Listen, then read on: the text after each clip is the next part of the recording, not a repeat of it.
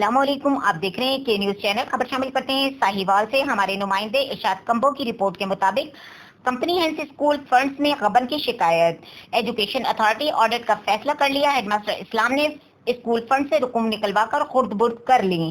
جعلی بلوں کا راز افشا ہونے پر اسکولنگ لگوا دی گئی۔ اسکول کو بدعنوان عناصر سے پاک کیا جائے۔ پرنس ایسوسی ایشن کا مطالبہ، شہر کا بہترین تعلیمی ادارہ گورنمنٹ کمپریہنسو اسکول ان دنوں بد انتظامی کے ہاتھوں تیزی سے تنزلی کا شکار ہے۔ انتظامی صلاحیتوں سے ناآشنا عبدالسلام کی تعیناتی نے جہاں اسکول کے ماحول کو کشیدہ کر رکھا ہے، وہیں مالیاتی بدعنوانیوں نے ادارے کی ساکھ کو ناقابل تلافی نقصان سے دوچار بھی کر رکھا ہے۔ حالیہ دنوں میں اسکول فنڈ سے فرضی بلوں پر نکلوائی گئی رقوم خرد برد کر لی گئی۔ میڈیا کی نشاندہی پر اسکول میں اسکولنگ لگوا کر خانہ پوری کر لی گئی۔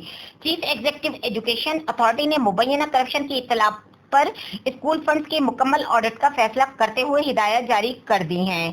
صدر پرنس ایسوسی ایشن مہر حسن عبداللہ اور عوامی سماجی حلقوں نے کمشنر احسن وحید اور ڈپٹی کمشنر ذیشان جاوید سے اسکول کو بدعنوان عناصر سے پاک کرنے کا مطالبہ بھی کر دیا۔